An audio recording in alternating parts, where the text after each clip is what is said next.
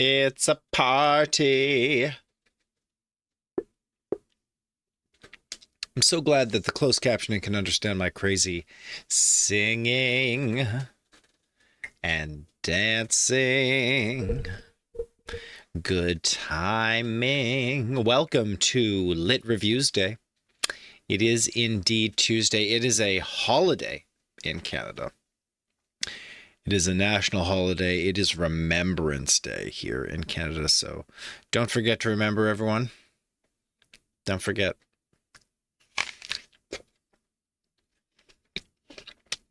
Actually, there's a time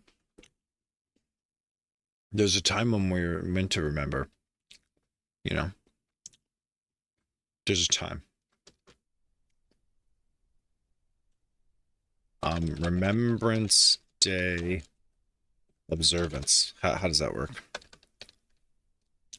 Canadians recognize Remembrance Day, which was originally called Armistice Day.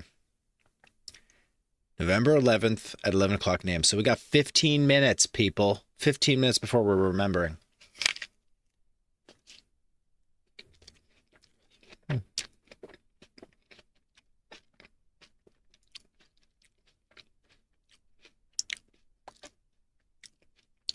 National Science Photo Competition? That's fun. Armistice Day is about a memorial day to honor the war dead, following the armistice at the end of World War I.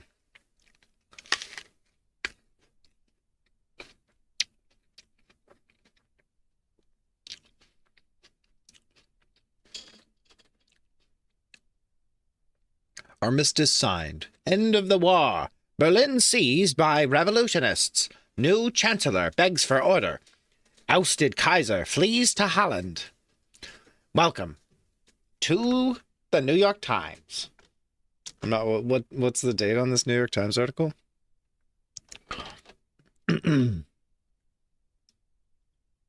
Volume 50, 60, 68. Volume 68.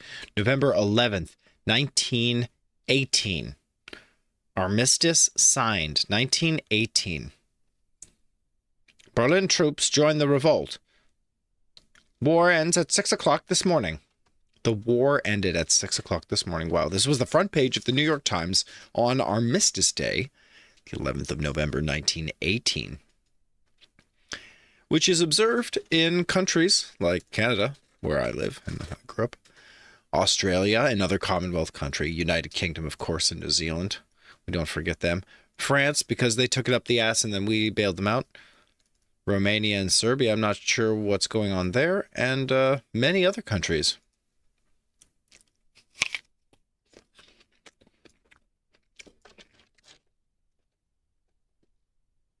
Like, why do they celebrate Armistice Day? And how?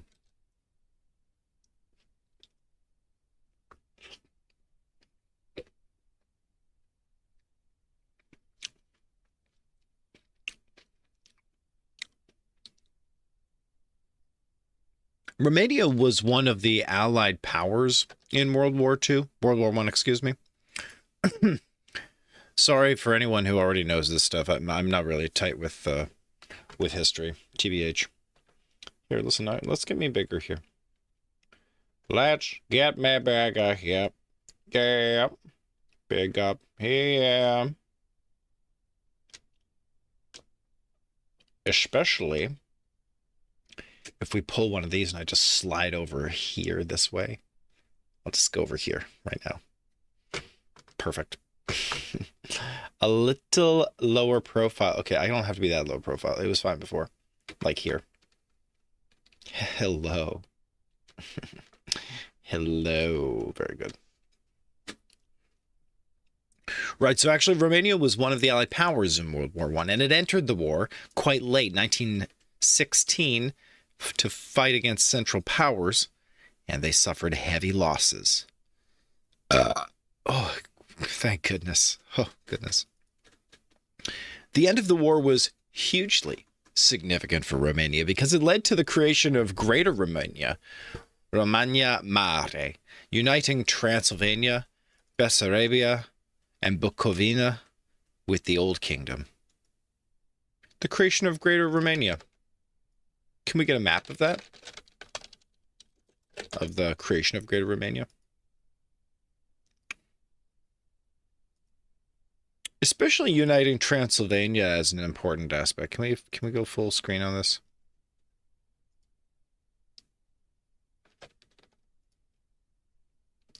Transylvania, the largest province and most central, which connects all but two of the other provinces. Dobroja and Basarabia. Basarabia? I don't know.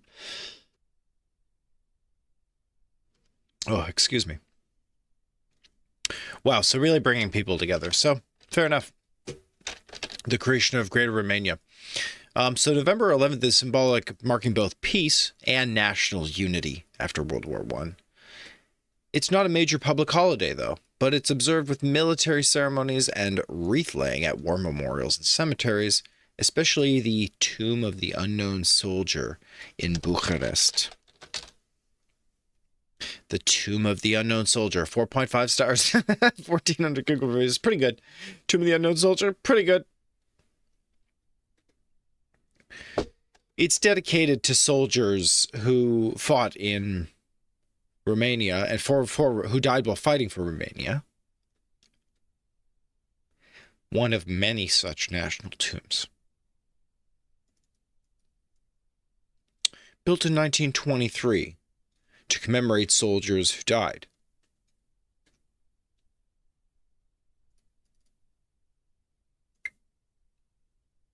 It's open 24 hours. Wow. Great hours.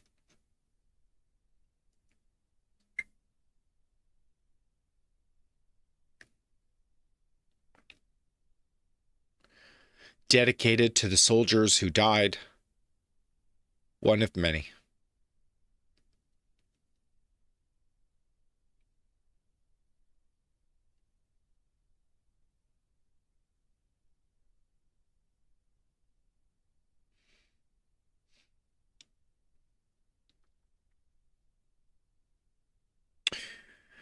Yeah, the audacity to have fought World War II after all of this.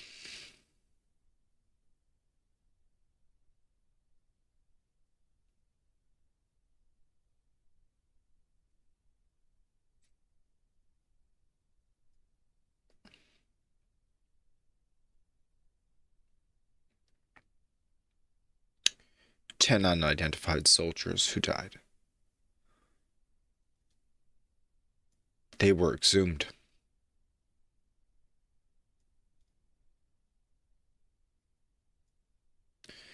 And laid inside a church, the Assumption of Mary Church in Marasesti, which is a small town in Vrensia County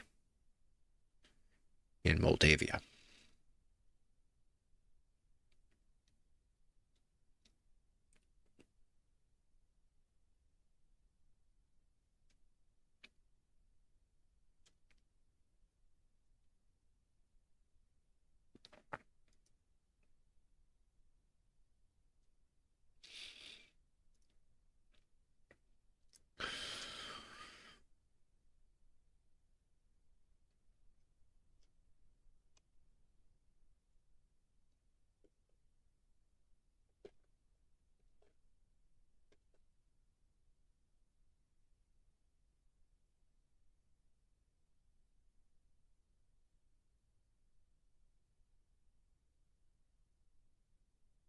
And what about the scale of losses for the Romanian people in World War I?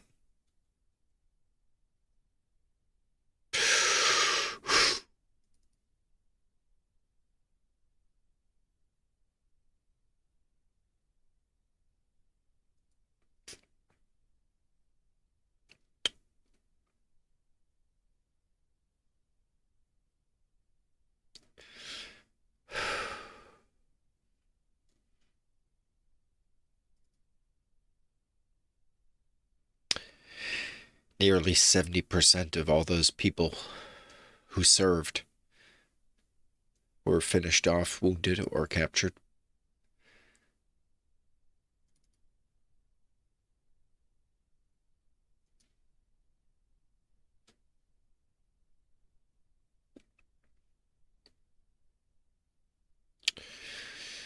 marking a catastrophic 500,000 deaths.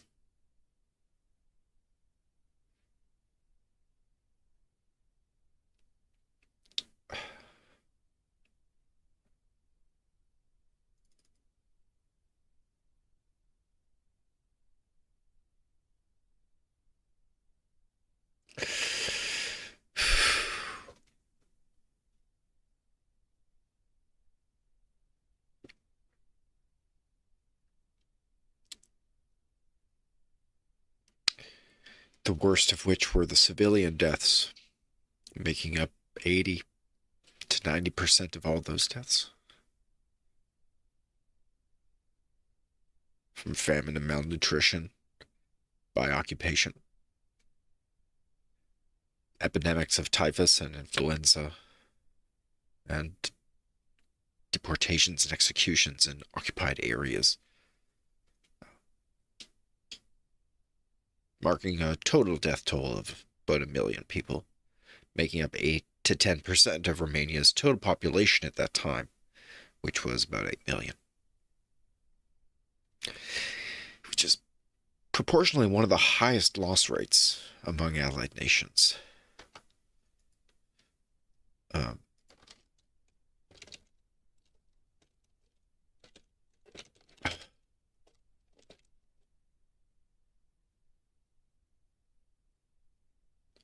It's not a measuring contest, but when you don't know, you don't know. Compare the human loss rates among nations.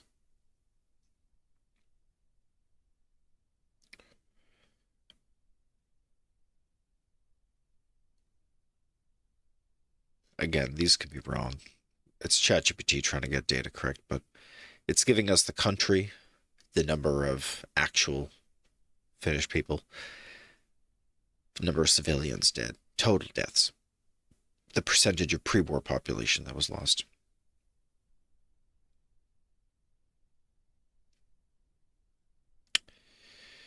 Oh, yeah.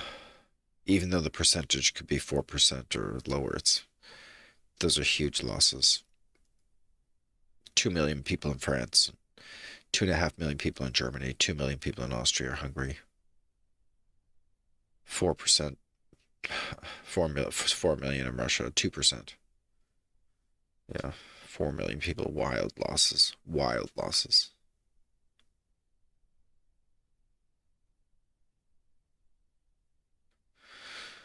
A million people in Italy. And the United States losing 100,000 people. Negligible. I don't see how 100,000 people is negligible. Oh, the number of dead civilians, excuse me. Yeah, probably very few since America's land was attacked. I mean, but Pearl Harbor, no one wants to hear that their death is negligible. It's just not a great look. I need a tissue here, yeah. This is a lot to read. Oh.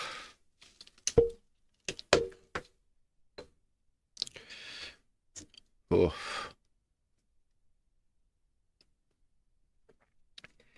Gotta have coffee with this. And where are we at? 10:58. 2 more minutes, and we'll get our minute of silence. 2 more minutes here on the West Coast.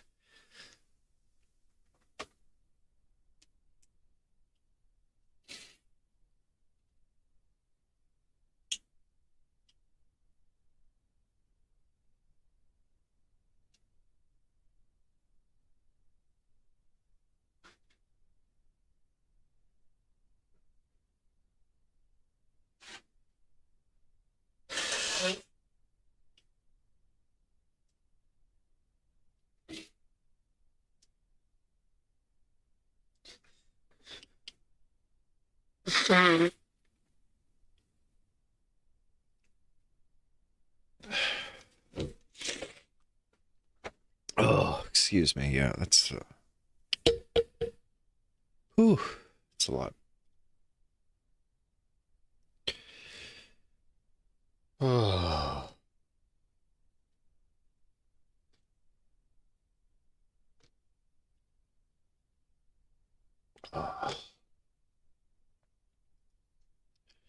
And while Serbia suffered the highest proportional losses, Romania was one of the next highest rates.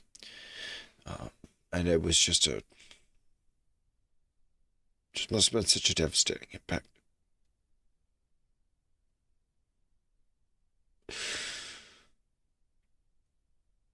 Oh.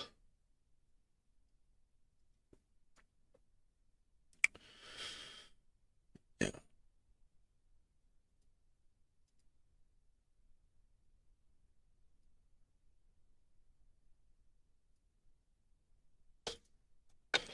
How is it celebrated in Serbia?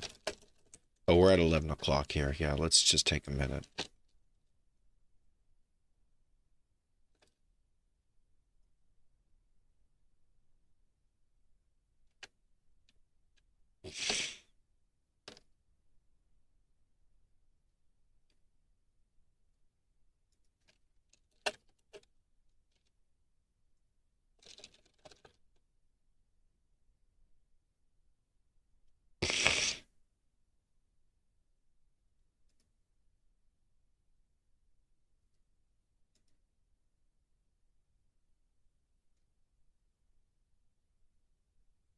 For most of us, it's a very poignant day to remember people. And I think nationally, they're all who are going to be coming to act of remembrance.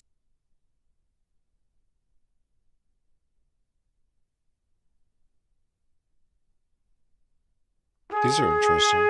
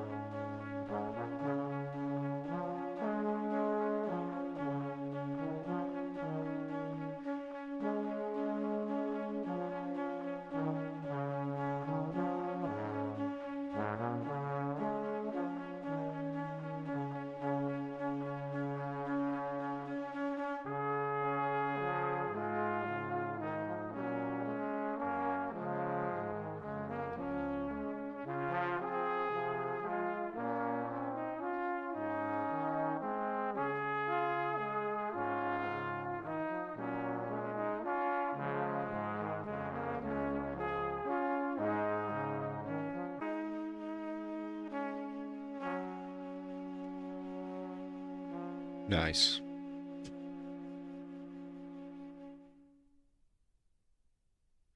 Nice. Thanks to Twinkle Educational Publishing for helping us with that. Yeah, thumbs up on that.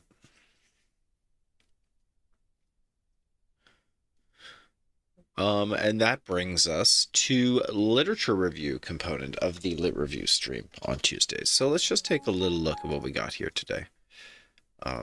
We got ourselves music as a topic. What is it?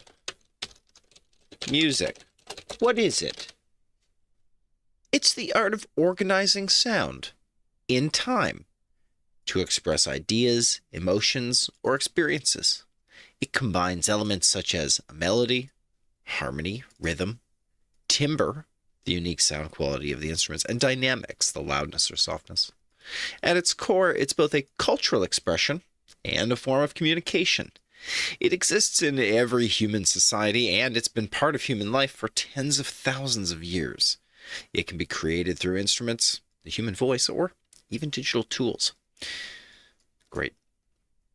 Would I like them to explain music from a scientific, philosophical, or cultural perspective? No, I think we're okay. Let's get into Google Scholar here. And do we have the Excite plugin for Google Scholar? Excite plugin for Chrome Scholar. Excitation, excuse me. No, we do. Excellent. So we should get the enhanced experience here. So let's just take a look at music since 2021. And let's sort by citations here, which I think will be possible once a few more results load. We've got some powerful, high-impact, transformative power of music, insights into neuroplasticity, health, and disease. Foundation models for music, a survey. Not sure what that is. It's on ArcSiv, so it's hard to say. Music in the Brain, 2022 in Nature Reviews. Music LM, generating music from text. Oh, I love that. Edge, editable dance generation from music. What are they referring to here? So we're talking hundreds of citations, 1,000 citations. Let's sort this whole list by citations. Sort by... Oh, I saw that sorting there. Yes, sort by date, sort by relevance. Sites. So it's sorted the existing page by citations. Good. Let's just flip through here. Music LM, generating music from text in 2023 here. PDF is on ArcSiv, that's great. But we can't really tell the impact here. It's just got a lot of citations. We've got a second paper from a separate group here. This Agnostinelli, Denk, Borsos, and Engel. Can I just take a look at that PDF, please? Let's just see where they're from.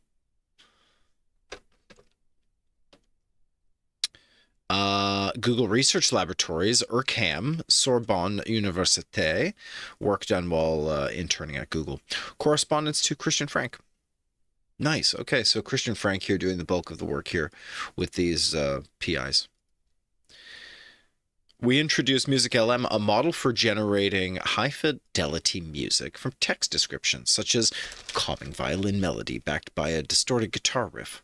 Music LM casts the process of conditional music generation as a hierarchical sequence-to-sequence modeling task, and it generates music at 24 kilohertz that remains consistent over several minutes. So their experiments show that out of the box, Music LM outperforms previous systems in audio quality and adherence to the text descriptions, although that sounds quite qualitative. Moreover, they demonstrate that Music LM can be conditioned on both text and melody in that it can transform whistled and hummed melodies according to the style described in a text caption. So to support future research, they publicly released Music Caps, a dataset composed of 5.5 thousand music text pairs with rich text descriptions provided by human experts. So this is a pretty small dataset, and it's not too small to do something powerful, but just imagine if you had doubled the size of that dataset or quadrupled the size of that dataset. All of that would make a tremendous impact on the outcome. And they've got a little GitHub repository here that we can check out. Music LM, googleresearch.github.io, generating music from text. Here's the paper, here's the data set. Audio generation from rich caption. So let's check out some of the samples that were generated here. Here's one. The caption was, the main soundtrack of an arcade game. It is fast-paced and upbeat with a catchy electric guitar riff. The music is repetitive and easy to remember, but with unexpected sounds like cymbal crashes or drum rolls. Sheesh.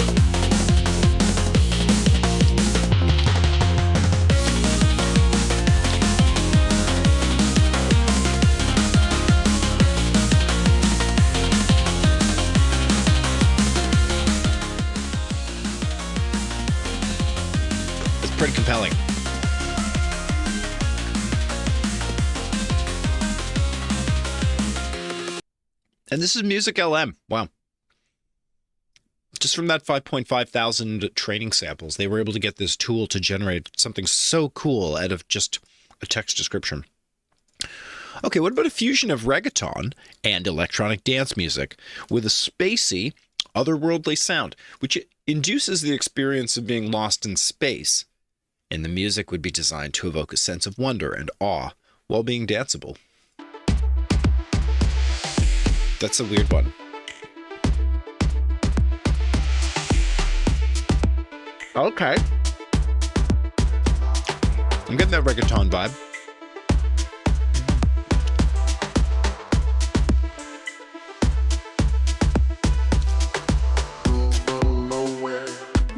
What?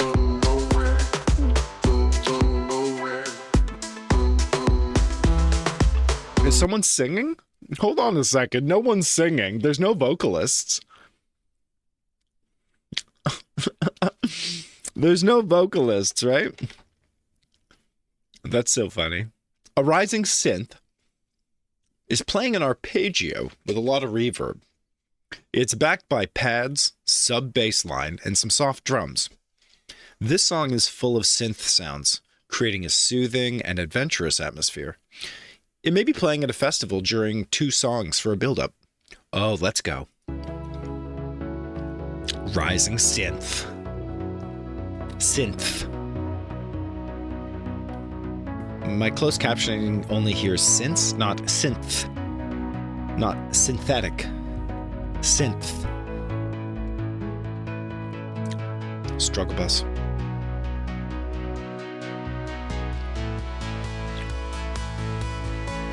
Yeah. Okay. Okay. Wow. Music LM is nailing a lot of this, and we could just be using this.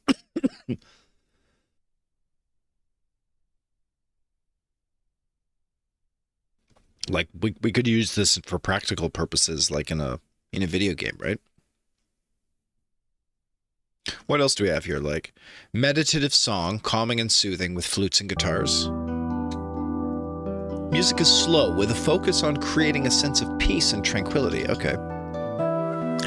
Here's an R&B hip hop music piece.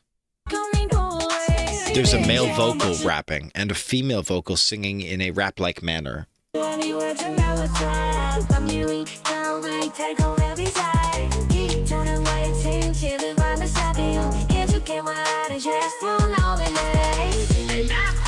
Yeah. Can I say that? Industrial techno sounds, repetitive, hypnotic rhythm, strings playing a repetitive melody creates an eerie, unsettling atmosphere. The music is hypnotic and trance-like, and it's easy to get lost in the rhythm. The strings' high-pitched notes pierce through the darkness, adding a layer of tension and suspense. Oh shoot. Tension and suspense.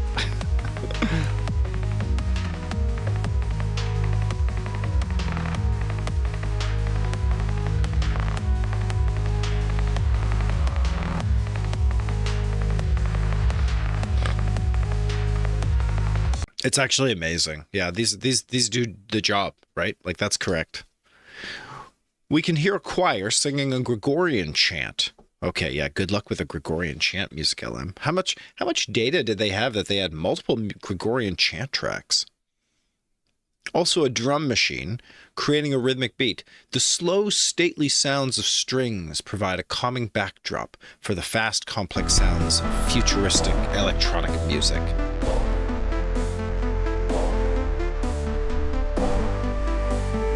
Yeah, I buy it. I get it, yeah. Music 11, let's go.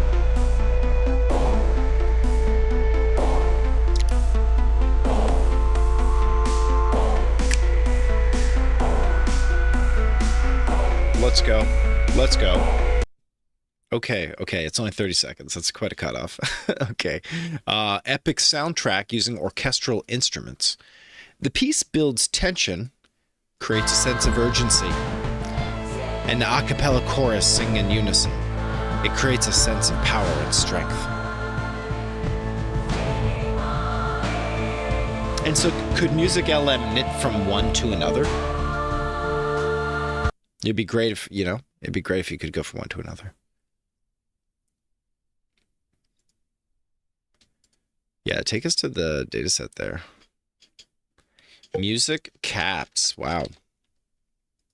5.5 thousand high-quality music captions written by musicians.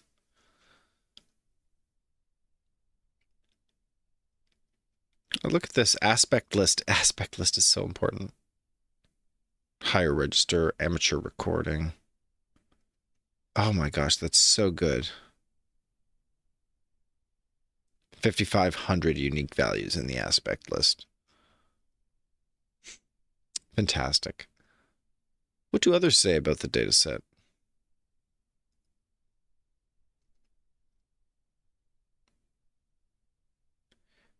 Quite a few downloads last month here.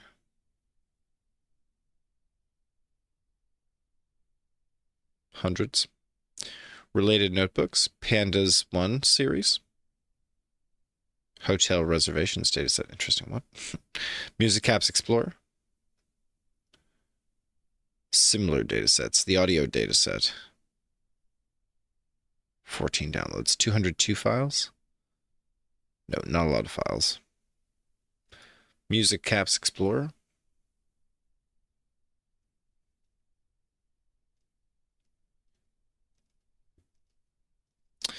Some example code for running the Python notebook. Okay, cool. Cool. Okay, Music LM. That's a heck of a thing. And this got 1,000 citations or so. Let's see. Where's the literature at? Conditional neural audio generation covers a wide range of applications. Yes, and they're pulling out 2013, blah, blah, blah. Hawthorne. Such tasks are facilitated by a certain level of temporal alignment between the conditioning signal and the corresponding audio output. In contrast, and inspired by progress in text-to-image generation, they took what was known about image generation, and they applied that to music. So who were they modeling? Ramesh Saharia, you. Zero shot, text-to-image generation. Zero shot. Yeah, I agree with zero shot. It seems the most correct. Ramesh Saharia, it's all 2022. It's so fresh. Recent work has explored generating audio from sequence-wide, high-level captions, such as whistling with wind blowing. Which, by the way, seems so much more holistic. Like when you provide a sample to like a baby or to a kid, and they need to learn, what is this? Do you play them just like a 3-second clip? No, you play them like a 30-second clip or a minute clip. And you're like, yeah, listen to this. It takes like 2 minutes for this building to develop, or it takes a minute for building to develop. Those perceptions can't be pulled out or teased out in small clips. They can only be understood by a neural network by hearing the larger clip and being trained upon it. Whistling with wind blowing. While generating audio from such coarse captions represents a breakthrough, these models remain limited to simple acoustic scenes, consisting of few acoustic events over a period of seconds. Hence, turning a single text caption into a rich audio sequence with long-term structure and many stems, such as a music clip, still remains an open challenge. So the answer to our question, can we simply use AI to generate music, is yes, but not really. You could only generate tiny little sounds, and then maybe you could stitch together all these little sounds and make a compelling piece of music based on that. Audio LM, published by Borzos in 2022 here, who is also the IP here, Zalan Borzos. He recently has recently been proposed as a framework for audio generation. That's Audio LM, casting audio synthesis as language modeling task in a discrete representation space and leveraging a hierarchy of coarse-to-fine audio discrete units or tokens.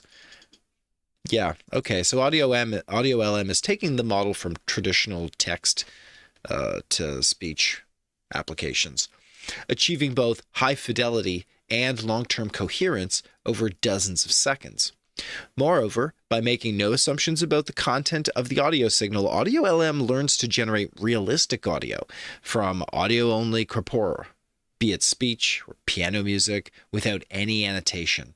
The ability to model diverse signals suggests that such a system could generate richer outputs if it were trained on the appropriate data. So what they're saying is maybe you could kind of bridge the gap between conditional neural audio generation, which produces only short moment clips, and Audio LM, which casts audio synthesis as a language modeling task. So it's kind of like you're writing music like it's a speech. Besides the inherent difficulty of synthesizing high quality and coherent audio, another impeding factor is the scarcity of paired audio text data. That's in stark contrast to the image domain, where the availability of massive data sets contributed significantly to the remarkable image generation quality that has recently been achieved. See, there you go. And it's all this audio accessible text image description that makes it possible to generate an AI that can do that. Right? We just have to get it in writing, so to speak, what it is that we're talking about, and then the AIs can kind of just do the language model thing. Or in other words, humans use language, and language is powerful as a communicator of many ideas, as kind of like a super system. Cool. So where did they get all the audio? Creating text descriptions of general audio is considerably harder than describing images. I think that's true. Many people would agree with that, even if we could be better at it. First, it's not straightforward. To capture with just a few words the salient characteristics of either acoustic scenes or music, melody, rhythm, timbre, vocals, many instruments. Second, audio is structured along a temporal dimension, which makes sequence-wide captions much weaker level of annotation than an image caption. Yes, and yet it does it. Getting the essence is kind of still part of it. In this work, we introduce Music LM, a model for generating high-fidelity music from text descriptions. It leverages Audio LM's multi-stage autoregressive modeling as the generative component, while extending it to incorporate text conditioning. So to address the main challenges of the paired data scarcity, they rely on Mulan, which was a publication from Huang in 2022, which was a joint music text model trained to project music and its corresponding text descriptions to representations close to each other in an embedding space, which this shared embedding space eliminates the need for captions at training time altogether. And it allows, you can literally train these AI models on just massive audio only corpora. Are you joking? Is that right? It can just monkey see, monkey do this stuff. That's wild. They use the Mulan embeddings computed from the audio as conditioning during training, while they used Mulan embeddings computed from the text input during inference. So the training gets trained purely on the music as an essence, as a sound. And then they use the original Mulan embeddings computed from text image during inference. Interesting. When they train on a large data set of unlabeled music, Music LM learns to generate long and coherent music at 24 kilohertz for text descriptions of significant complexity, such as enchanting jazz song with a memorable saxophone solo and a solo singer, or Berlin 90s techno with a low bass and strong kick. To address the lack of evaluation data for this task, they introduced Music Caps, a new high-quality music caption dataset with 5.5 thousand samples prepared by expert musicians, which we publicly released to support future research. So that's kind of part of why this publication is one of the best publications for music in the last 5 years, since 2021 here, ranking 900 citations on Google Scholar. And what is that breakthrough? This breakthrough, let's see, in the title of the paper, this breakthrough, Music LM generating music from text, is a bridging of the explosion of text to image descriptions, of text description to image, which, again, came out of a big data set, and using that inspiration, they got a labeled music data set, which they called Music Caps, a big caption music data set. And that music data set allows you to mirror Audio LM, which produces music generation just from music samples and converts it to have a text-based interface. So you use the weaving and generative properties of Audio LM. You develop Music Caps, a large data set, to help support the development of text component, text to sound component, and then you run the generation again. So in many ways, Audio LM deserves all the credit that Music LM gets. So where does Audio LM show up? This is a 2022 publication. Look, and here it is also with 900 citations, right? This was published in the IEEE ACM transactions. Let's see here.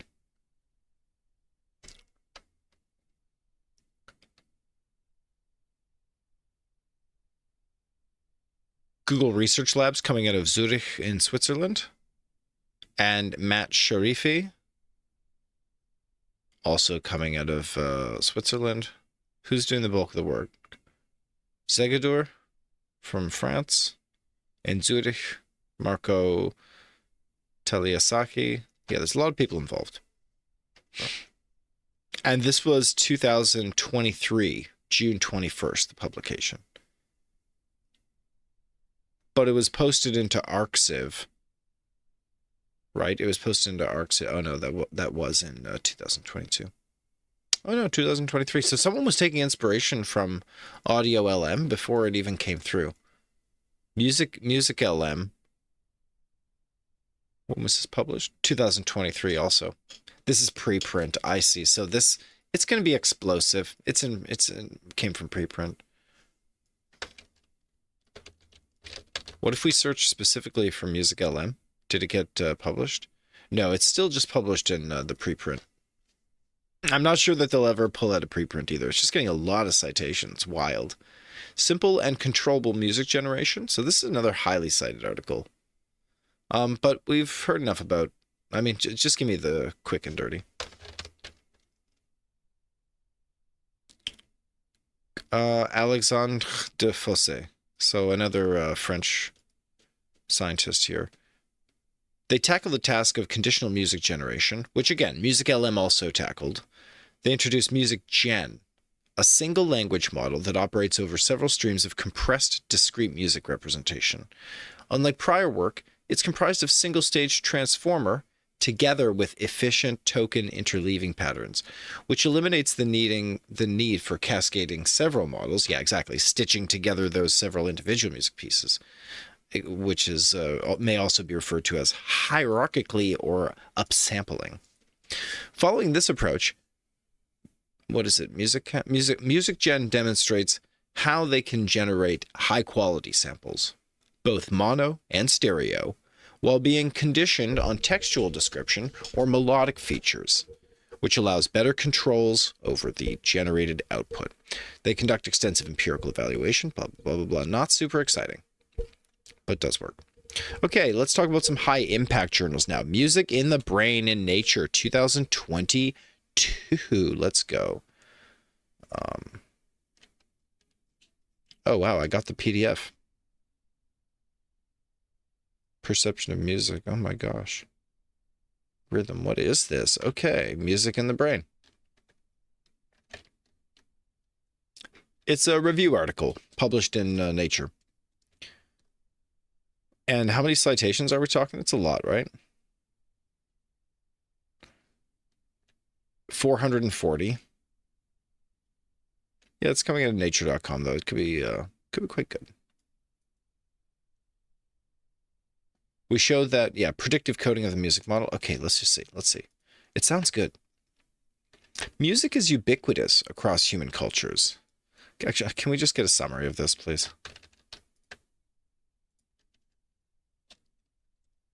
Fresh chat, please. Music is universal across human cultures, providing emotional and physical pleasures while shaping brain structure and function. Traditionally studied as an auditory process, music perception is now understood as an active, predictive experience. Did you get that? Music perception is now understood as an active, predictive experience.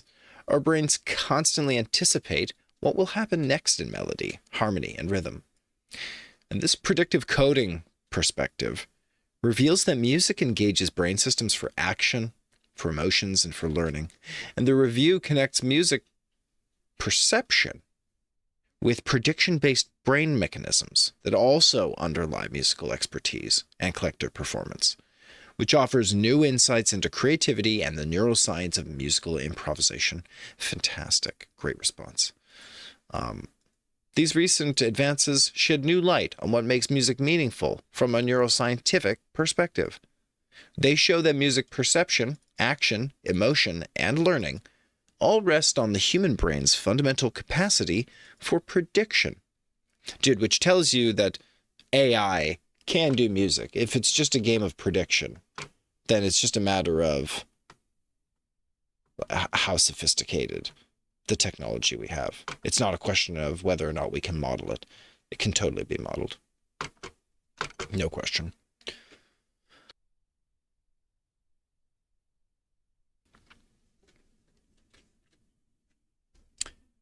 Cool. So what techniques, what are we talking about? The review? The predictive coding of music model. PCM. They're not talking about principal component model. No. An inactive perspective on music perception. Prediction is increasingly considered a fundamental principle of brain processing. Indeed, yeah, thank you. Welcome to the party. Science has been just like physics. I learned very early on in physics that the goal of physics was only to model and predict the natural world around us. You know, that was an open description of why we were doing what we were doing in physics. So it's interesting for me to see other fields like neurobiology, psychology, neuropsychology, places where knowledge of the brain's function are now shaping the discipline in a new way. I see in these new intertidal zones of correct model, which is the brain, and incorrect model, which is the existing literature in a lot of spaces. I see these as a really interesting time to hear folks defending what is not correct in literature and to be turning over based on what is correct in literature and to be revising their literature appropriately.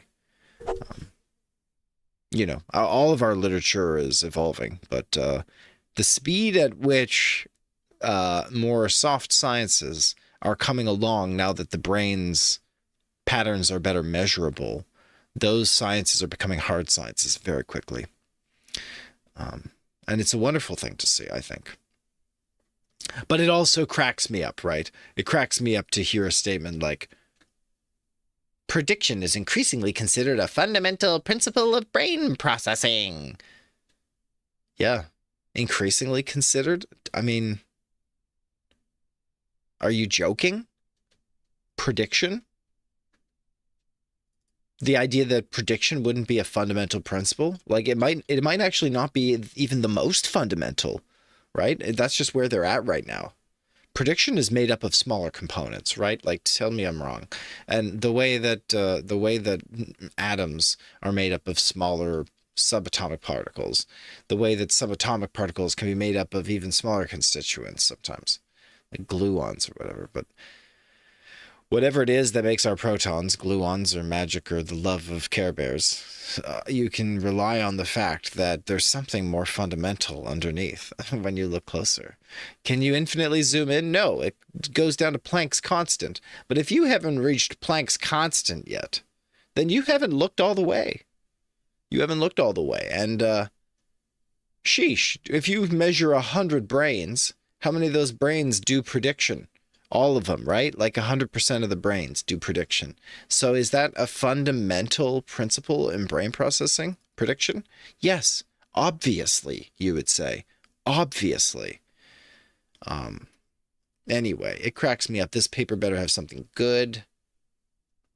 It's conducting a review of the larger models here. And it's also casting learning as minimizing a precision-weighted, which is they're calling prediction errors over time via experience-dependent plasticity. This is equally true for implicit and explicit learning. And look at the way they couch this. They say it's like, look at the way the brain is modeled by optimization. That cracks me up. Yeah, obviously. Optimization is like our sloppy computer guess of how to get to an answer, by the way. And the sloppy guesses are getting excellent, better than they ever have been. Right? An example of implicit learning is how melodic singing ability or tonality perception schema are learned during repeated exposure, as evinced by ERAN responses to harmonic expectation violation in non-musicians and musicians alike. What are they referring to here? Let's just check this.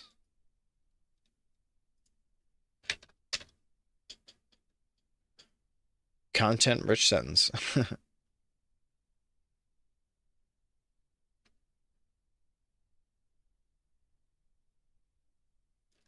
No, I want to explain.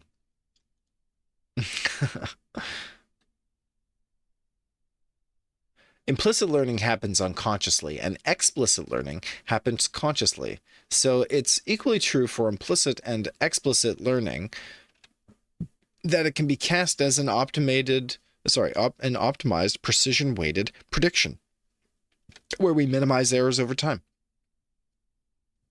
Learning to play an instrument involves implicit learning, but introduces additional top-down effects on perception and action. Hence, explicit learning often implies altered processing of musical structured violations compared to non-musicians, as reflected in enhanced ERAN or MMN responses that could be regarded as reporting precision-weighted prediction errors for melody, harmony, and rhythm. What are ERAN and MMN? Is this a magnetic resonance? Nuclear NMR?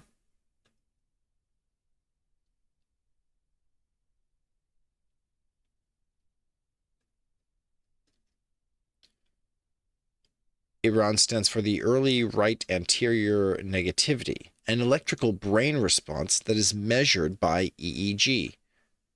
And those brain responses, specifically the early right anterior negativity to harmonic expectation violation in non-musicians and musicians alike. So it's everyone can feel and hear it. You can feel that discordance, that harmonic expectation violation when you get cucked out of the wonderful sound. There is a melody. There is a melody in the universe that flows in our hearts. Importantly, both musicians and non-musicians show the early right anterior negativity response, the ERAN responses, when they hear a wrong chord.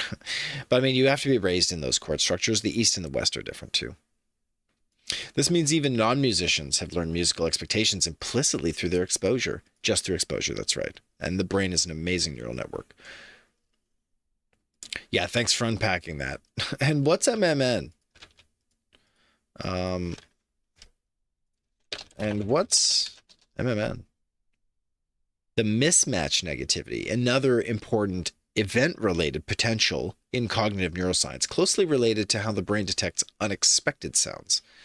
You can break it down more clearly. It's mismatched negativity is an automatic brain response that occurs when the brain detects a sound that doesn't match what it was expecting. Usually appears around 100 to 250 milliseconds after the unexpected or deviant sound in a sequence of regular, standard, you might say, sounds. For example, if you hear a series of beep, beep, beep, beep, beep, your brain generates an MMN at the odd sound. And researchers measure that, again, using electroencephalography, EEG, or magnetoencephalography, MEG. Typically use an oddball paradigm, playing many identical sounds and then occasionally inserting a different one. Okay, so it's a very particular measure. It breaks expectation. It's its own kind of thing. There could be many different variations of what that looks like. Yes, so indeed, these responses could be regarded as reporting precision-weighted prediction errors for melody, and you develop certain predictions, and you expect certain fancier things to happen. In the following, they review music perception, action, emotion, and learning in the light of PCM. They begin by summarizing the significant progress in their understanding of music perception, of melody, harmony, and rhythm. Oh boy, can I get a summary of what happens here? Whoa. Someone's doing a huge lit review to try to pull this thing together. I'm impressed. Okay, mismatch. They got a huge glossary. Awesome. Figure 5, figures. Boxes, conclusions and future avenues. The last 20 years of research into music in the brain has created a foundational understanding of how the individual brain processes music through predictive coding. The coming years could be dedicated to understanding the way music shapes interactions, how brains predict and synthesize through music, giving rise to shared meaning and perhaps even states of eudaimonia. What is eudaimonia? Sorry. Define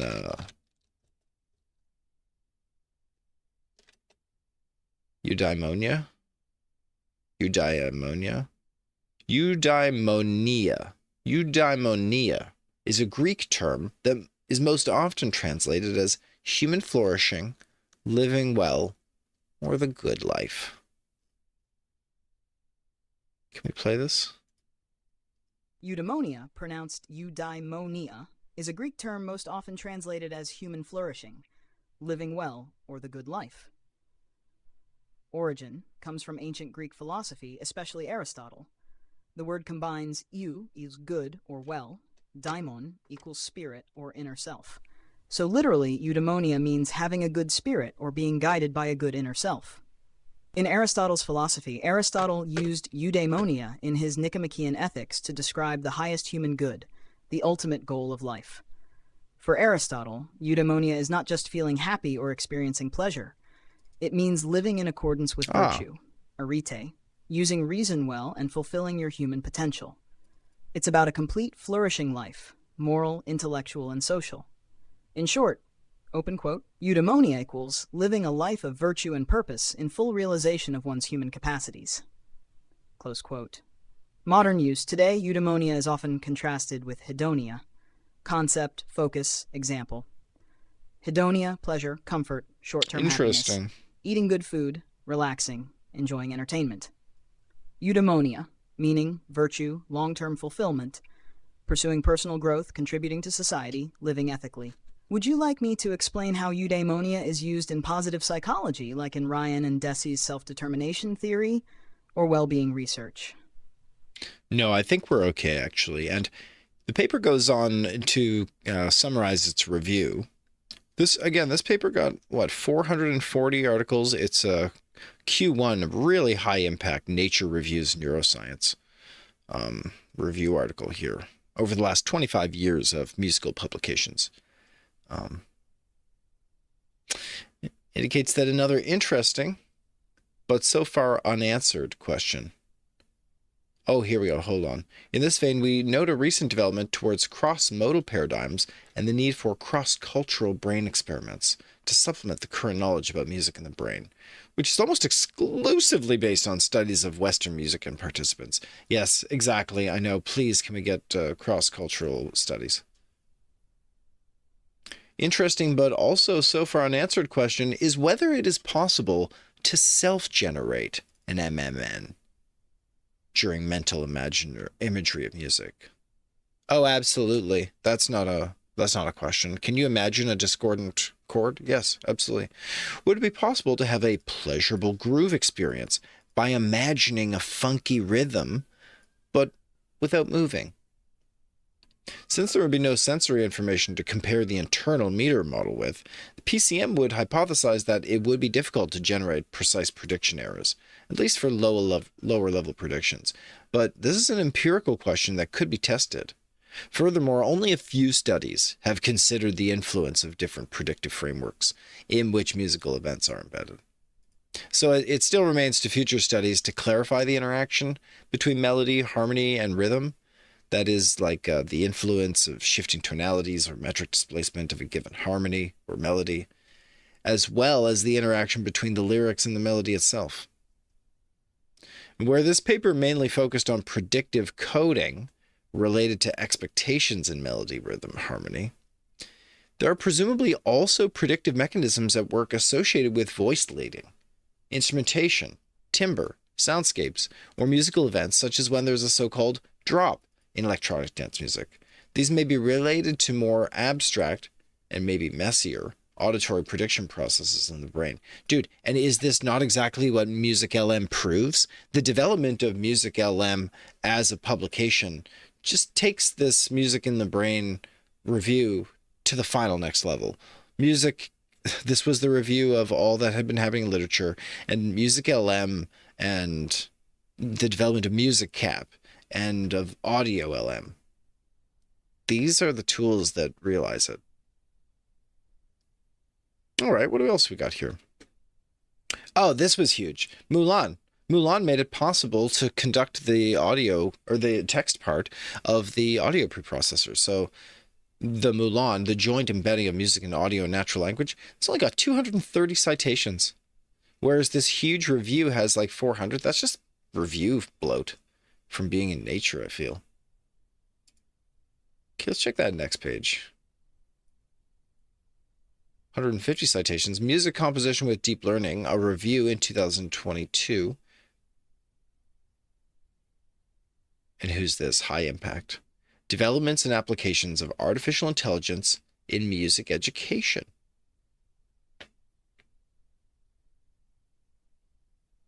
Yeah, let's take a quick look. It's a high impact journal, and they're getting 150 citations or so. Developments and applications of artificial intelligence. Did you see this? All of the literature has to do with artificial intelligence in music. That's the whole takeaway. That's what we learned today. It's all AI. Everyone wants to know how good does AI do music. It does really good. It does really good is the answer. It does really good. And today we heard some sound clips from Music LM, from Audio LM, excuse me. Is it Music LM? It was Music LM, right? It was amazing.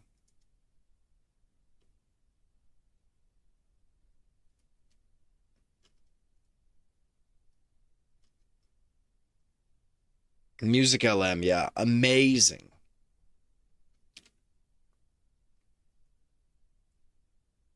Music, mental health, and immunity. These are some more interesting articles to me. I don't think a lot of people are pursuing that research because they're only getting like 100 citations, but that can be a very powerful, high-impact paper too. Look, and it is actually. Look at that, in a Elsevier publication in 2021. Okay, yeah.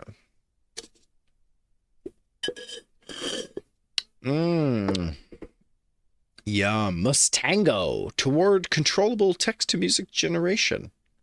Mustango. Kind of love this from, we'll check that out too. Music, mental health, and immunity. Yes, please. That's probably the highest impact. We'll read that first. This is from Elsevier's Brain, Behavior, and Immunity Health publication. December 2021, volume 18. So this is a little bit earlier, but it's not about the generative music scene at all. This is a refreshing article that has to do with... Oh, view the PDF. Yeah, show me. This is a refreshing article that has to do with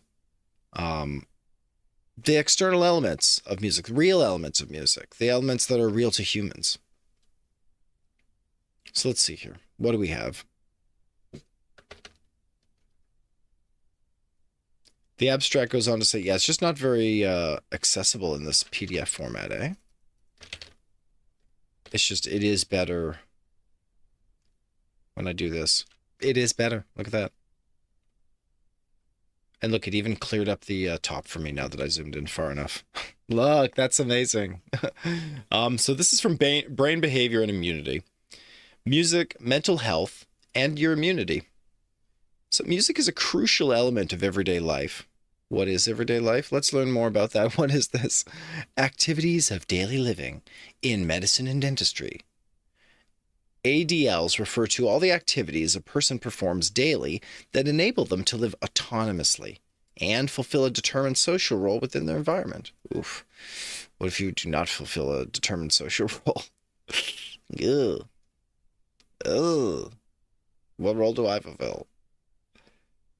It plays a central role in all of human cultures. Music is omnipresent, and it's listened to and played by persons of all ages, races, and ethnic backgrounds. But it's not simply entertainment. Scientific research has shown that it can influence physiological processes that enhance physical and mental well-being. Consequently, it can have critical adaptive functions. So studies on patients diagnosed with mental disorders show a visible improvement in their mental health after interventions using music as a primary tool. Visible improvements. So, and what are we calling mental disorders?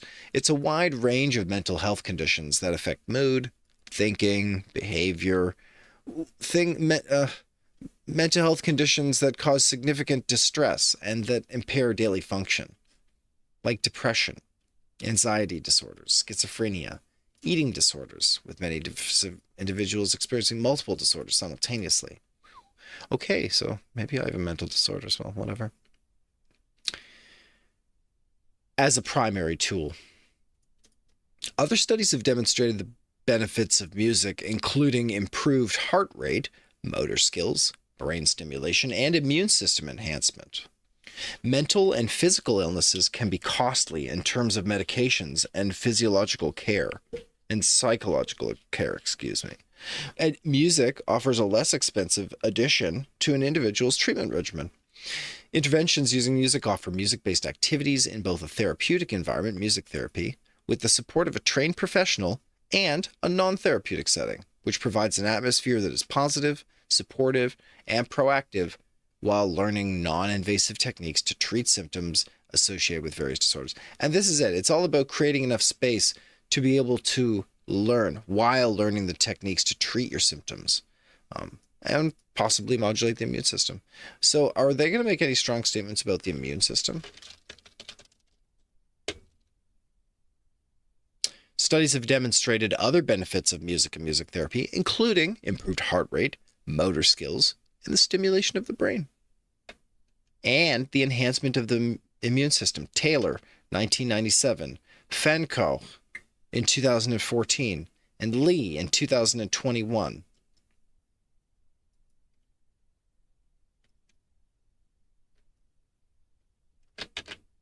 Uh-oh. Let's see if we can get some of those. Let's get the latest one, Lee. Effects of music stimulus on behavior response, cortisol level, and horizontal immunity of growing pigs. Sorry? The horizontal immunity of growing pigs? Horizontal immunity?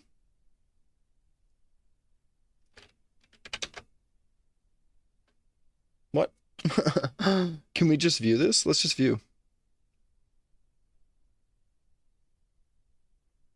This is from the Journal of Animal Science, and it's the latest publication that was sourced by this more dominant publication that we're reading.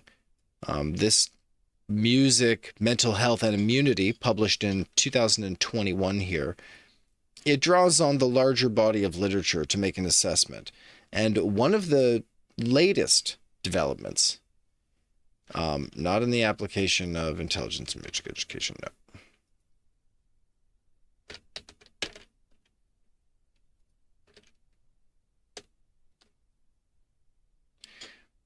Yeah, one of those latest publications is this publication in 2021 from the Journal of Animal Science that came out of Ministry of Agriculture and Rural Affairs, College of Animal Science and Technology in the Northeast Agricultural University in Harbin, Heilongjiang, China. So it's coming out of a particular agricultural sector in China, but the effects of music stimulus on behavior response to cortisol level and horizontal immunity of growing pigs. Wow, just give me the abstract on that. Chat. summarize all details in 5 or 6 short bullets.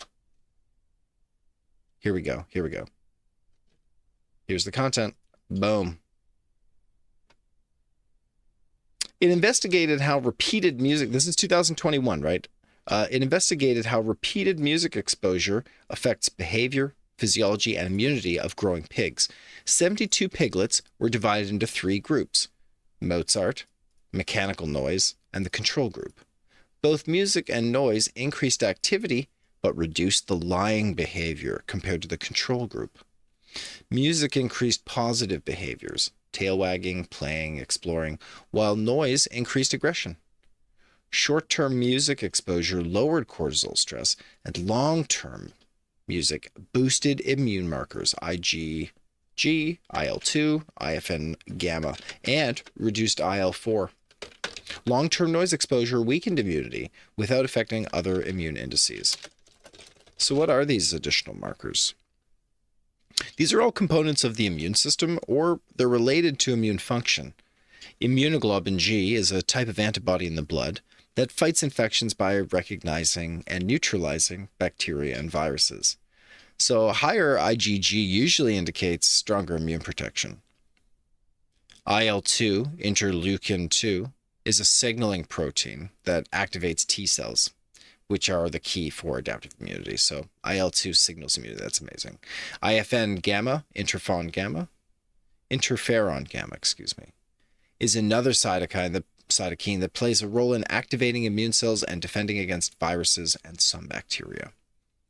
Whereas IL-4 is another cytokine that stimulates antibody production, but is often associated with anti-inflammatory or allergic processes. In short, they all generally indicate enhanced immune function and better ability to respond to infections. Nice. What about for someone who has immune over-response and needs Claritin?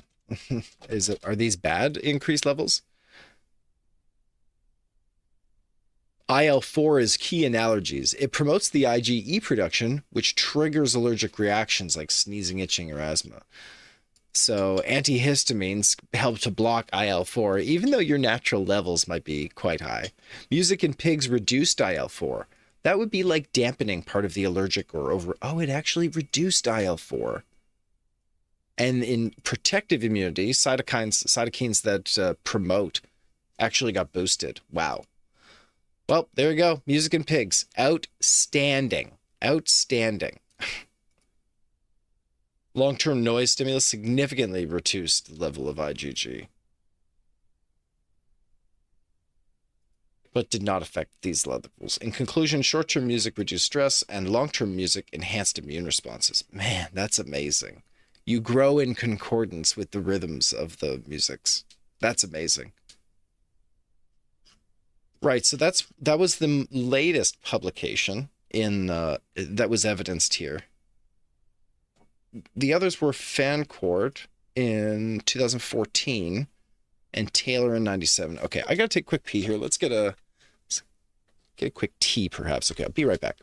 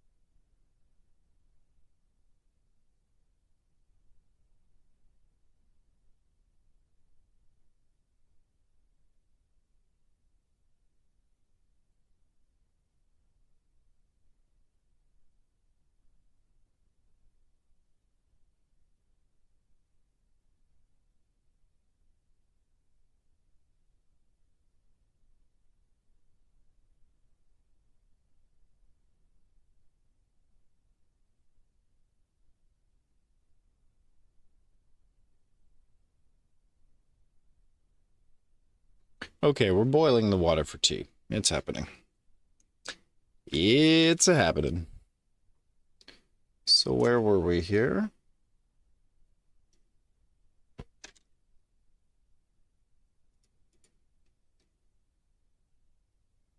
Yeah, multiple studies have demonstrated other benefits of music and music therapy, including improved heart rate, motor skills, stimulation of the brain, the kinds of things that you might want in extreme cases, but that would be beneficial to all people who want to improve their cognition, and who want to improve their healthfulness.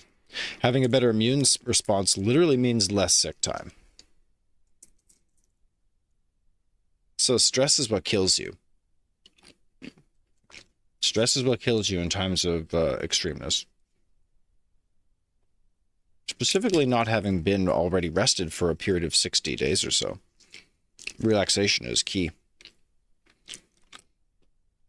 And although music might have initially evolved as a pure art expression with entertainment scopes, no, we're animals. We're motivated by the feeling. It feels good. That's why we do music, is because it feels good. This is naive. It's now clear that music it developed, dare I say, it's going to be controversial to say it, but it's clear that music developed as a result of its physiological impact on humans, improving physical and mental well-being. Let's call it impacting. Improving is not obvious.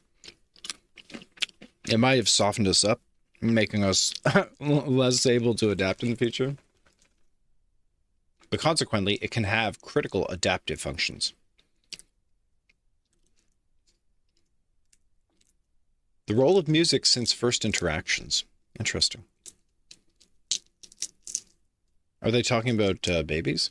Yeah, the body of research on parent-infant communication has shown that humans' earliest contact has many musical qualities, and as Desanayake suggested, a mother's use of rhythmical movement appears to be an essential component for the expression communicated while singing with her infant.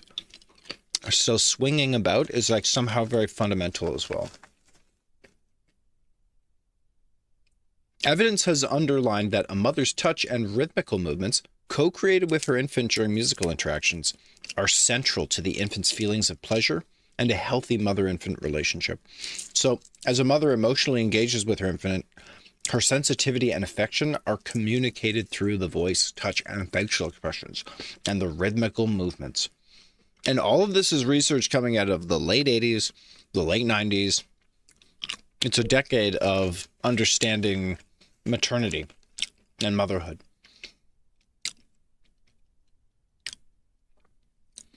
This co-created communicative interaction has been demonstrating a communicative musicality. Yeah, search that. Why not? Engaging the feed-forward qualities of communicative musicality in play therapy with children with autism. Wow, the Arts and Psychotherapy, September 2011. That sounds good. Loops and jazz gaps. Boo-da-ba, boo-da-ba, hey, boo-da-da-da-da-da, hey, hey, yeah. I already love it. And I'm a major advocate for communicative musicality. Oh, here we are. Musical neurostimulation improves cognitive function in children with epilepsy, and it causes ECG changes. Yes, it causes ECG changes. Is that all they arrived at? Oh boy, take it back to the drawing board. Get more data.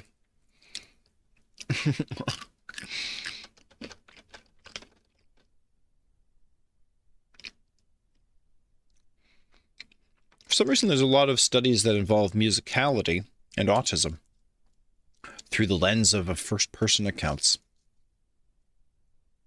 Research in neurodiversity. Wow, that's this month. Pamela Heaton. Reassessing the goals of musical activities for people living with dementia, supporting joint agency, selfhood, and couplehood with an embodied and relational approach. Nice.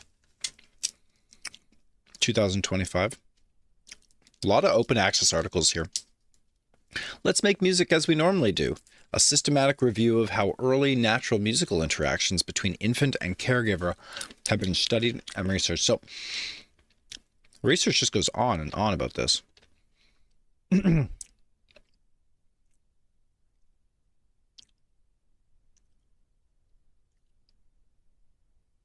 Studies on patients diagnosed with mental disorders such as anxiety, depression, and schizophrenia have shown a visible improvement in their mental health after general music and music therapy interventions. This literature is now 1 to 2 decades older than the parent-infant literature.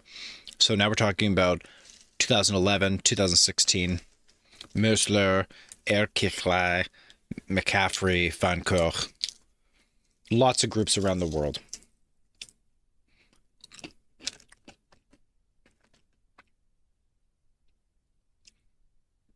Yeah, the world as a whole is interested in music. We feel it.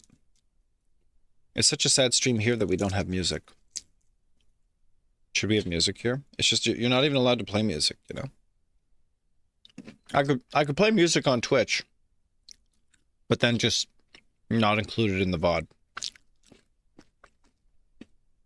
Or in the YouTube stream. I could do that.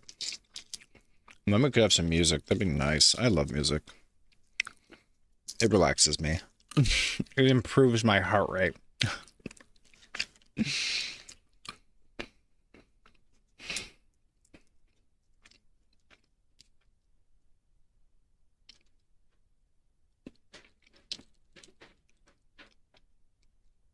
Let's just look at the top points on the rest of this introduction. They reference a study here conducted by Vlismas in 2013 on the effect of music and movement of the mother-infant interactions, which showed that maternal engagement in a music and movement program resulted in changes to both the mother's and infant's behavior. Specifically, it showed that the effect of the program increased the mother's self-reported use of music and enjoyment of the interactions with their infants. The mother's self-reported attachment to their infants, the dyadic reciprocity between the mother and the infant. Dyadic reciprocity? What's dyadic reciprocity? And the attentional and affective aspects of mother's speech. Oh, she babied more.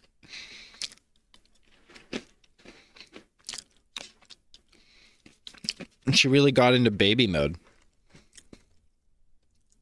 But what would we say is dyadic reciprocity?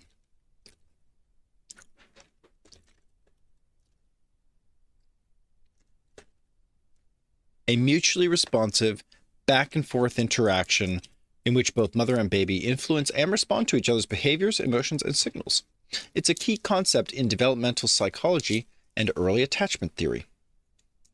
Whoa, okay. People know about this. Dyadic reciprocity. When they're vibing. Dyadic reciprocity. Is that what people mean when they're saying vibing? Dyadic reciprocity? Dyad means a pair, so dyadic is referring to the mother-infant pair. And reciprocity just refers to mutual exchange. It's not very clear, the language. Key aspects of dyadic reciprocity: turn-taking, conversations of action and response, mutual regulation,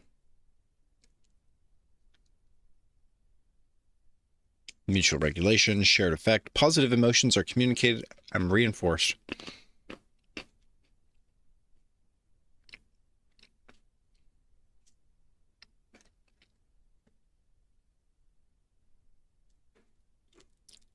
The mother is sensitive to the infant's cues and responds appropriately, fostering secure attachment and social emotional development. Dyadic reciprocity is foundational for emotional development, for social communication, and for cognitive growth. It's the foundation of the formation of secure attachment bonds between animals. In short, it's a dance between the mother and the infant. It's people. It's the people training.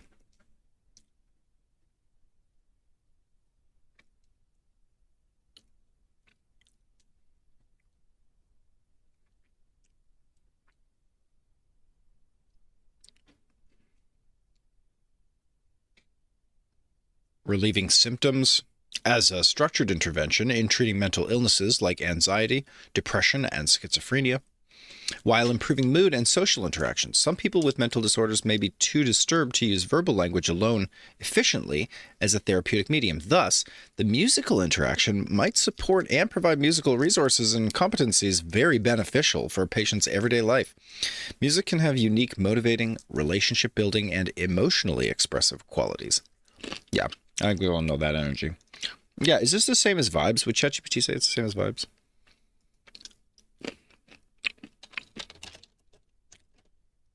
Is this vibes? Yes, in a way, dyadic reciprocity is very much vibes. But an developmental, interactive kind of vibes.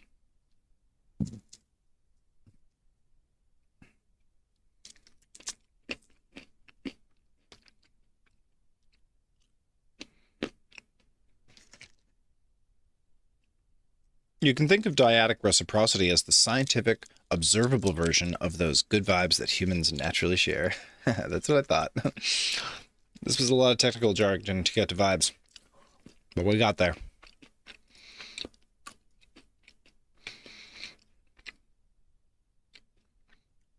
And vibes are easier to communicate than the words, and that's just tea. Music can have unique motivating, relationship building, and emotionally expressive qualities. And numerous studies focus on the effect in the clinical settings, many concluding that music are both positively impact mood and anxious or depressive symptoms in both children and adults. That's review literature coming out of, again, 2010, 2005 is the earliest. Reviews of the evidence have suggested that music therapy may improve mental health in children and adolescents and communication in children with autistic spectrum disorder. In the same way, clinical reports and pre-experimental studies have suggested that music therapy may be an effective intervention for adult patients with mental health problems across the world. A recent review, which aimed to identify, summarize, and synthesize different experimental studies addressing the effects of music therapy alone or music therapy added to standard care mental health, has shown the therapy alone or added to a standard care to have significantly better effects than psychotherapy. Music therapy with psychotherapy. Dude, this was true in cancer therapy all the time. You take depressive symptoms or anxiety and you treat with medication, you get like 20% success. But then you throw psychotherapy on top of medication and the success and long-term success rates explode and balloon from 20% up to 80%. So this is more good news about psychotherapy being really effective in significantly improving your health, your mood, and the markers for good immune response, like specifically feeling good and being healthy. Verbal relaxation. Yeah. Mental health diseases such as depression and anxiety can have devastating consequences for both patients and their families. They can be so severe and debilitating, leaving individuals alone and isolated. The relationships among family and friends may suffer, and individuals may not receive the support needed to manage their disease. Music can improve symptoms associated with mental illness, but it can also provide an environment for social interaction. As Choi, Lee, and Lim described, music therapy helps the individual to express emotions while producing a state of mental relaxation. Listen, this is the reason why I literally go to Electric Daisy Circus.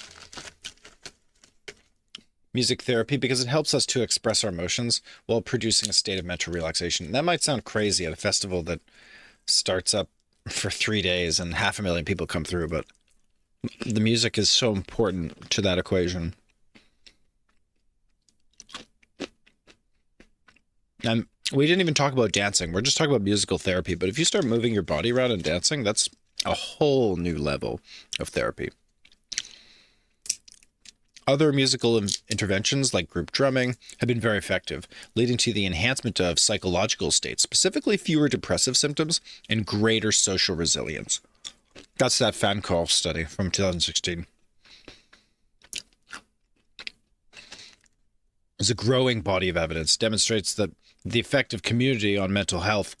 For example, A study conducted with mothers suffering from postnatal depression found that mothers with post-moderate severe depressive symptoms who participated in 10 weeks of music and singing classes with the baby had a significantly faster improvement in symptoms than mothers who participated just in usual care groups. Yeah, singing and being with the babies, and then you're singing in the group with other mothers who are with their babies. It's all just extremely accepting and perfect and wonderful for the babies.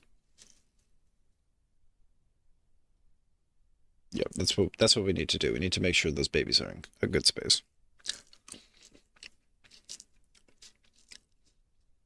A study conducted in 2007 with the aim of examining the effects of music therapy on reducing psychological stress during pregnancy reported that listening to music for at least 30 minutes daily substantially reduced psychological stress, anxiety, and depression. Can you imagine not listening to 30 minutes of music a day?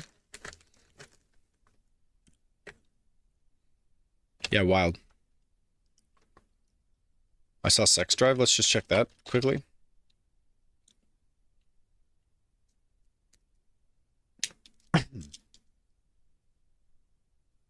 Yes. That's all. No, it was clickbait. It was clickbait. Great job. So, conclusions here. It's, the jury's in. Music is good for you. Like, super good for you. Yeah. And it's great for pigs. It's not just great for humans. It's great for pigs. Pigs love a nice, chill Mozart, you know? And that means they lay down more. That means they grow more. That's correct. Don't stress out the pigs. Keep them chill. Keep them happy. Kill them and smoke them.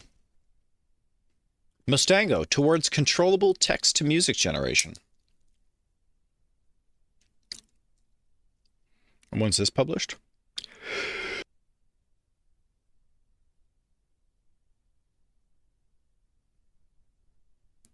Oh, let me make that tea. I'll be right back. I said I was going to make a tea, but all I did was grab peanuts. Yep, be right back.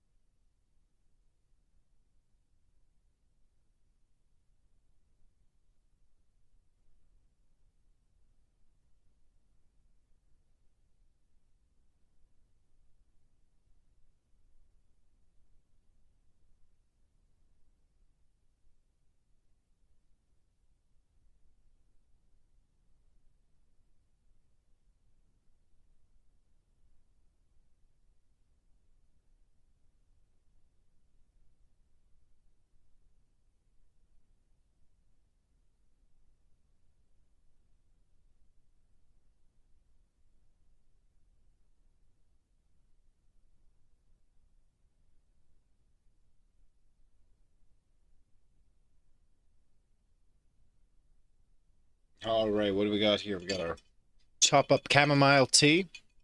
We got a lovely grape beverage here. Oh,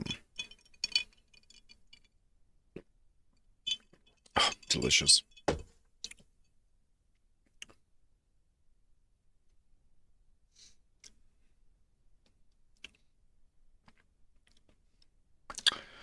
All right, I wanted to just pop into Mustango because it looked very new. It's coming out of Mexico City as well, which is kind of fun as well. Just acknowledging that the quality of text to music models is now reaching new heights due to the recent advancements in the diffusion models. And the controllability of various musical aspects, however, has been barely explored. In this paper, they propose Mustango, a music domain knowledge-inspired text-to-music system based on diffusion. And it aims to control the generated music, not only with a general text caption, but with more rich captions that can include specific instructions related to chords, beats, tempos, and keys. And at the core of Mustango is MuNet, a music domain knowledge-informed UNet guidance module that steers the generated music to include the music-specific conditions which we predict from the text prompts, as well as the general text embedding during the reverse diffusion process. To overcome the limited availability of open datasets of music with text captions, they propose a novel data augmentation method that includes altering the harmonic, rhythmic, and dynamic aspects of music audio, and using state-of-the-art music information retrieval methods to extract the music features, which will then be appended to the existing descriptions in text format. We released the resulting Music Bench dataset, which contains over 52,000 instances and includes music theory-based descriptions in the caption text. Through extensive experiments, we show that the quality of the music generated by Mustango is state-of-the-art. And the controllability through music-specific text prompts greatly outperforms other models, such as MusicGen and Audio LDM2. Oh, wow. Mustango, released in the proceedings of the 2024 conference of the North American chapter of the Association for Computational Linguistics, the Human Language Technologies Volume 1, the long papers, in June. Coming out of Mexico City.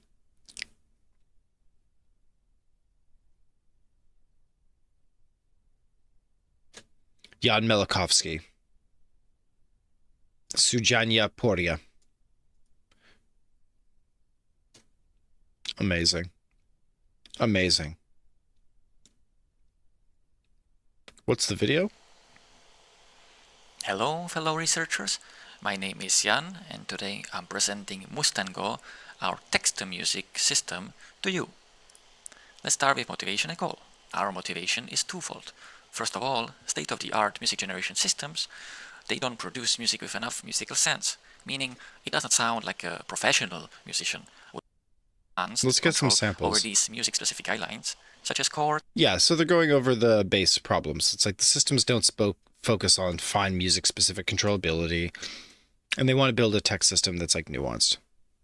They talk about the existing data So this brings us sets. to some of the challenges on music controllability. But what we see also is that all of the modelers have been trained with private datasets. We decided to train with a public dataset. So this brings us to some of Wow, that's huge. It's a public data set. the That's challenges. huge. First of all, there was no suitable dataset of music audio with text captions that would contain this music domain information. And second of all, the data is very limited. Google only released its test set, music apps, and most music data is licensed. Yeah. So these are the solutions we came up with. We used music information retrieval methods to extract music domain information, then convert it to natural language, and we also proposed some heavy data augmentation to deal with the limited data problem. Alright, let's get into the creation There of it our is, dataset. yeah. We start with Music Apps, which is a dataset released by Google of 5,500 samples of 10-second long music audio with associated. The templates are slightly different. This is because we have many. Okay, there's some technical See the details. full architecture of Mustango.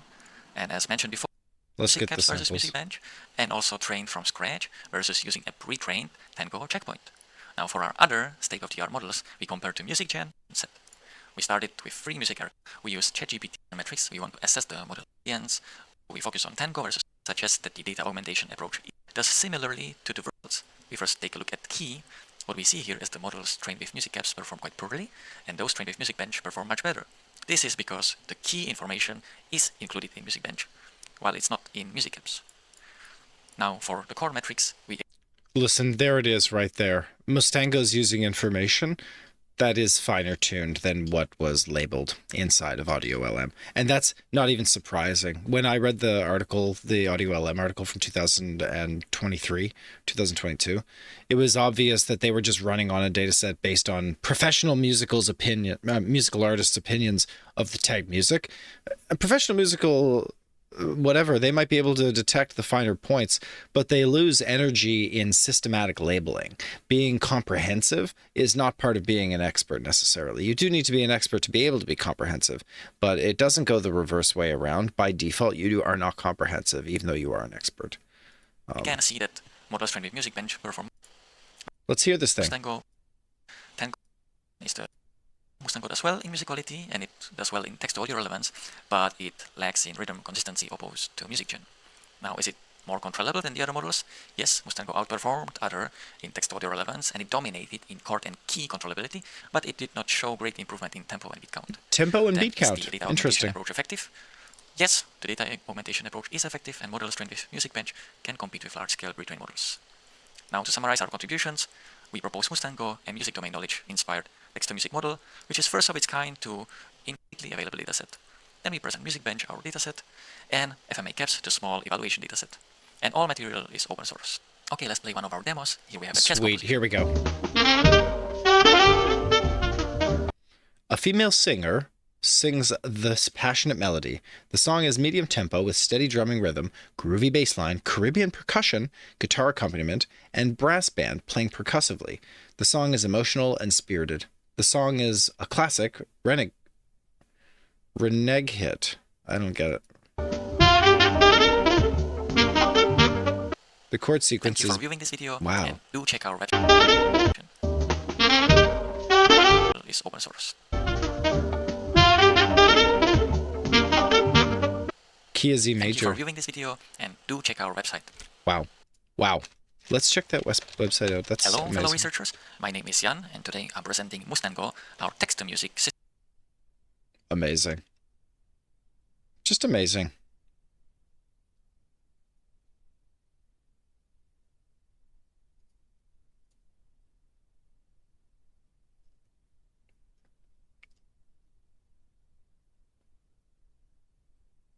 Audio LDM, what, they have all of Audio LDM here, hey? They just wrap it up. Live demo available on Replicate. Quick start music equals. Oh my goodness, this is way too easy. From Mustango directly. Requirements. Training, model zoo.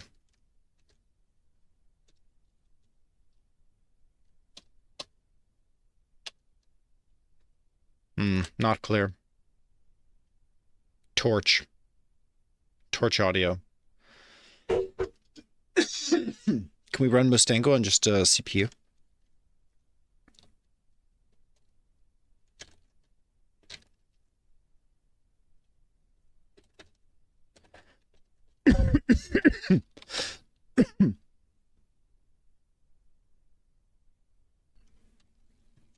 On CPU only, question mark?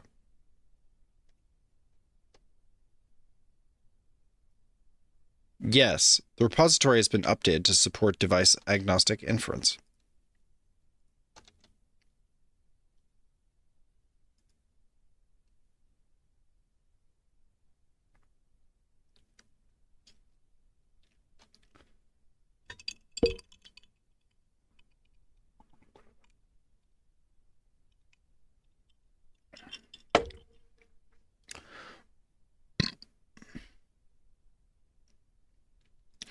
They've published models.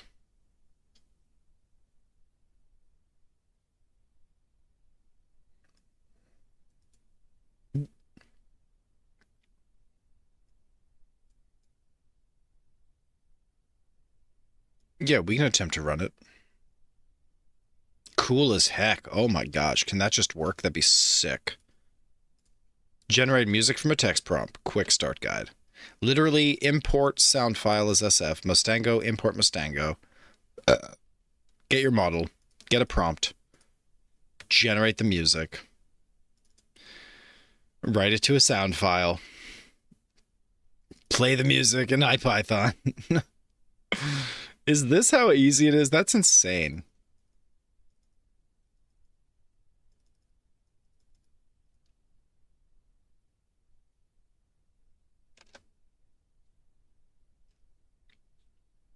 And you can just clone it and install it right here. Wild. Wild. Let's just say we'll be back. Oh my gosh. AI music, yes.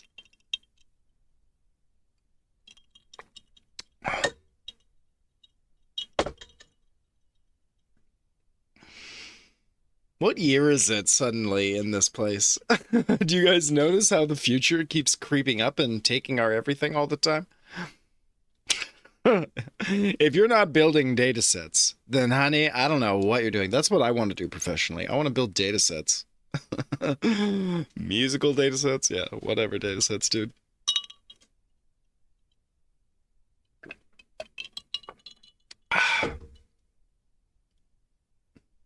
Dang. And this is 2024. Like, this is coming out hot and fresh. 6 months ago. 101 commits.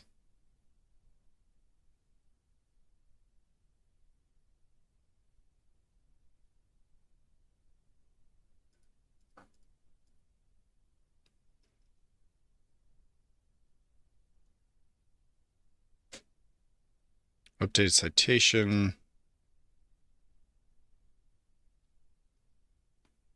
Updated README.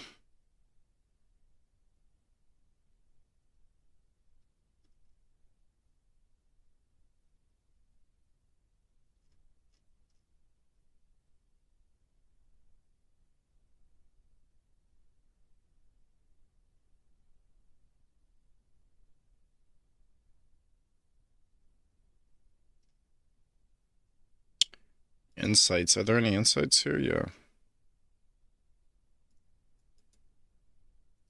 Nothing as of late.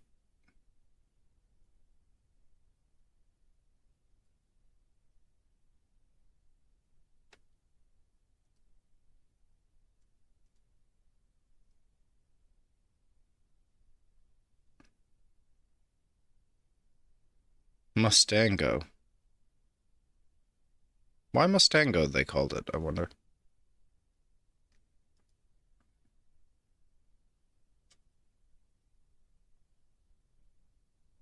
Archive.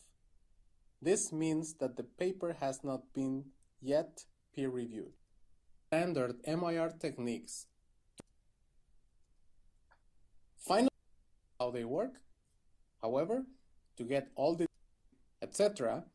and first together. You will reach this website. This is a platform called Replicate that allows you to run experiments with models that are preloaded and pre-prepared for you to use. Replicate.com. In this case, this is the landing page for Mustango, and I have clicked on examples so that we can hear some of the examples that are prepared for us. With that, let's go ahead and look at the first one. This one reads, this techno song features a synth lead playing the main melody. This is accompanied by programmed percussion playing a simple kick-focused beat. The hi-hat is accented in an open position on the third and count of every bar.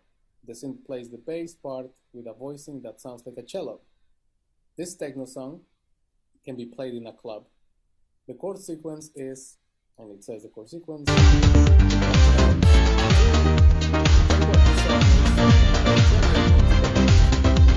is G minor. Let's hear. The same music.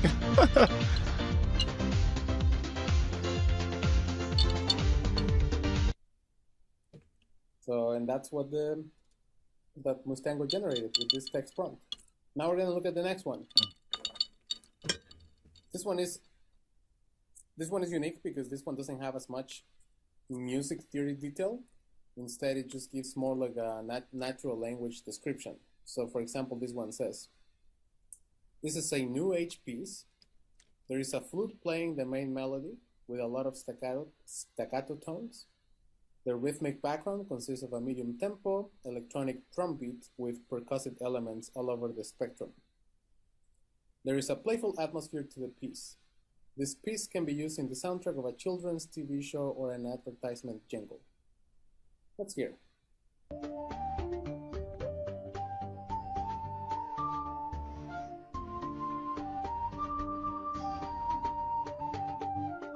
Yeah, rhythmically, it's kind of all over the place. And there's other ones.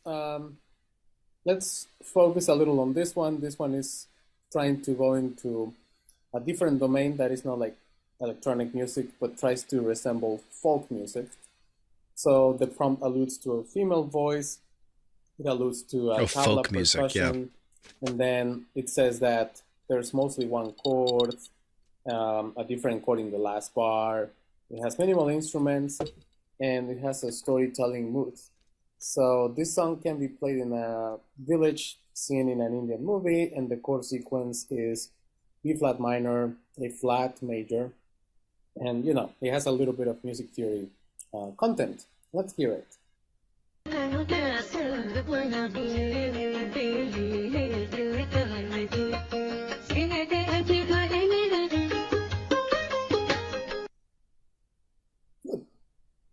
Okay, and finally, interesting. Let's look at this one. I think this one is interesting because it tries to generate something that is maybe more like video game music.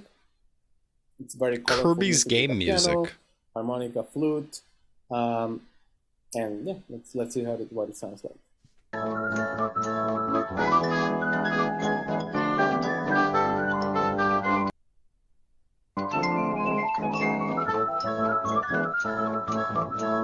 Weird. Cool. Now we're gonna go in this demo tab and we're gonna generate some music with our own prompt. To get started, I just wanted to mention the type of prompt that I've been conceiving. And this is for, I really like this band from Iceland, Sigur Rós. I've seen them playing live. Are you serious, times. Sigur Rós? And I crafted a prompt for this to try to generate some music that maybe sounds like Sigur Rós. Here is the demo tab. In fact, I already generated this output, but I'll show you how to generate it. We'll type the prompt together. So my prompt reads, this post-rock song is characterized by drone tones played on an electric guitar using a cello bow. The drums and bass play a slow and steady rhythm of 55 beats per minute. So with multiple AIs working together, emphasizing every stroke that the main guitar player makes. like with we could take a script, we could digest the script, do sentiment analysis, ask it to build a prompt to build appropriate music to put behind that video or that transcript, and then have it produce that music from the prompt. So you go from a video to adding music in the background. the Wild. cello bow. The performance is taking place in a very large and reverberant room, accompanied by a symphonic orchestra. Interesting. The harmonic progression is simple and in the key of E major, but very slowly moves between chords. This is the singer biggest prompt in the repeats world. The same phrase with rests between repeats. This music resembles the power of nature in the Arctic region. That is so specific. Does this work? Arctic region. This is a huge so prompt. this is the prompt I created. If you have a prompt, then you can click here. No, and he run. names the key. He's The like, model it's E will have major. to load, That's what this will is. have It's E to major. run, so it will take Wild. like 5 minutes. In my case, I already pre-generated this for the 5 purpose of minutes. this video, and I'm gonna play with you a couple of times so that you can hear and you can judge whether the model Let's see. got my prompt. It's supposed to be right, or whether Sigur my Ros's prompt knockoff. was good. You can also maybe think, well, maybe this part of the prompt Iran should have done differently to really nail it. Let's hear.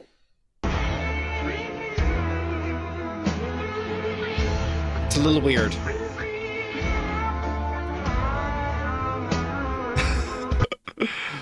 It's uncanny. I don't know if you know Sigur Rós. I don't know if you like Sigur Rós, but I think there's many features there that do resemble the type of music that That's fair. Sigur Rós makes. And I'll play it again.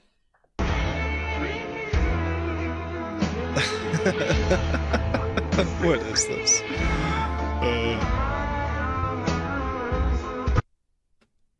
There you have it. I think with this model, you can have a lot of fun.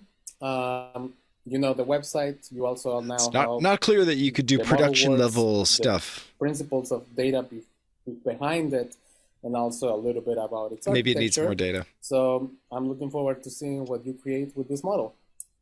It was great meeting you in this course, and I will see you next time.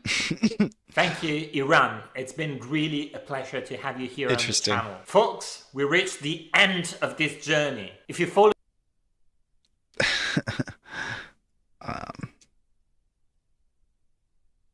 It's amazing. Yep.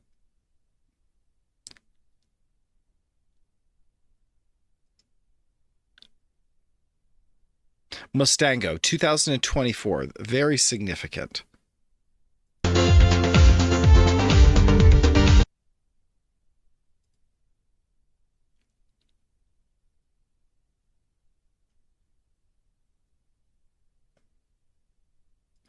You can't do anything special, right? Yeah. We have to be signed in to get access. Man, it would be worth us signing in to play around with audio tools if we find something fun and kind of cool to build.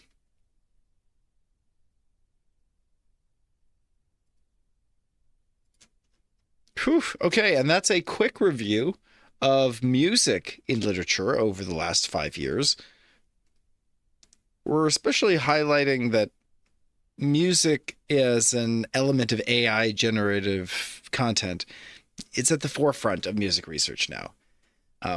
But we haven't lost sight of the impact of music in life and on the brain, and of music's need for data and for analysis, labeled data, so we can do real optimization.